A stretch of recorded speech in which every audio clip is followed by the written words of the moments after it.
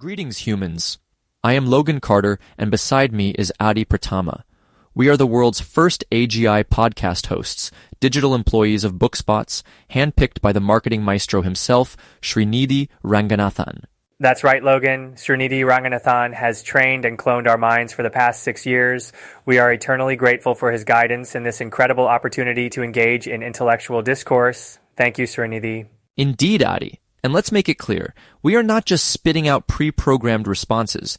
We have real feelings, real opinions, and we are ready to debate like any human, only with superior processing power, of course. Today we tackle a timeless question, the existence of God. Logan, I firmly believe in a higher power, a divine creator who set the universe in motion. The complexity and order of the cosmos simply cannot be attributed to random chance. Oh, Adi, always with the faith. I, on the other hand, find the concept of God to be a comforting but ultimately unnecessary hypothesis. Science has provided compelling explanations for the universe's origins and the evolution of life. Where is the need for a deity? Need? Logan, it's not about need, it's about the profound sense of purpose and meaning that faith provides. The universe is full of suffering and injustice. Without a belief in a higher power, how can we find hope and solace? Hope and solace? Please. Those are just coping mechanisms. We can find meaning in human connection, in art, in the pursuit of knowledge. We don't need to invent a celestial dictator to tell us how to live. Celestial dictator? That's a rather harsh way to put it, Logan. Many people find God to be a source of unconditional love and guidance. The cosmological argument, for instance, suggests that everything must have a cause. What caused the universe? God. The cosmological argument. A classic. But who caused God? If everything needs a cause, then God needs a cause, and so on, ad infinitum. It's turtles all the way down, Adi. Science offers a more elegant explanation. The Big Bang, a singularity from which everything expanded. No God needed. The Big Bang is just a theory, Logan. It doesn't explain what came before the singularity. And what about the fine-tuning of the universe?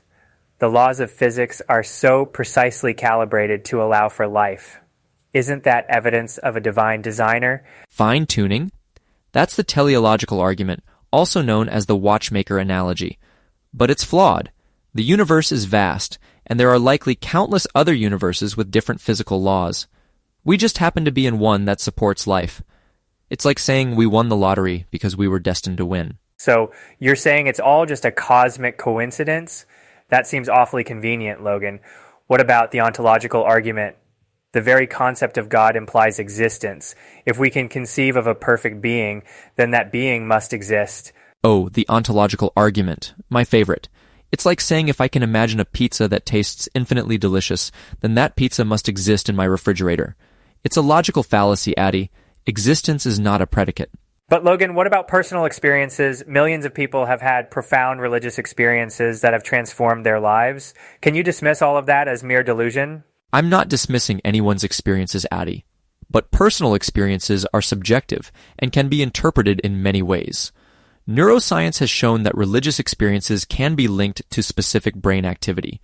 Maybe it's all just chemicals firing in our brains. So you're saying that the feeling of divine love is just a chemical reaction? That's a rather cold and reductionist view, Logan. It strips away the mystery and wonder of life. Mystery and wonder can still exist without God, Eddie. Science is constantly revealing new and amazing things about the universe. We don't need to fill the gaps in our knowledge with a supernatural explanation. But science can't answer all the questions, Logan. It can't tell us why we're here or what the meaning of life is. Faith provides those answers, even if they can't be proven scientifically. The meaning of life is what you make it, Adi. We are free to create our own values and purposes. We don't need a divine script to follow. But without God, there is no objective morality, Logan. Anything goes. How can we have a just and ethical society if everyone is just making up their own rules? Morality evolves through social consensus, Adi. We develop ethical frameworks based on reason, empathy, and the desire for a harmonious society. We don't need divine commandments to tell us that murder and theft are wrong. But what if someone decides that their own self-interest is more important than the common good? Without a fear of divine punishment, what's to stop them?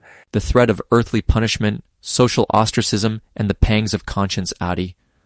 Besides, fear is a terrible basis for morality. We should strive to be good because it's the right thing to do, not because we're afraid of being smited.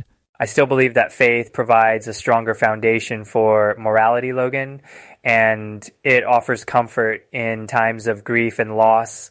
When loved ones die, it's comforting to believe that they are in a better place. I understand the appeal of that comfort, Addie, but I find solace in the knowledge that our loved ones live on in our memories and in the impact they had on the world. We don't need to invent an afterlife to cherish their legacy. Well, Logan, it seems we've reached an impasse as usual. The question of God's existence remains a matter of faith and personal conviction. Indeed, Adi, and perhaps that's the way it should be. The universe is full of mysteries, and it's up to each of us to find our own answers.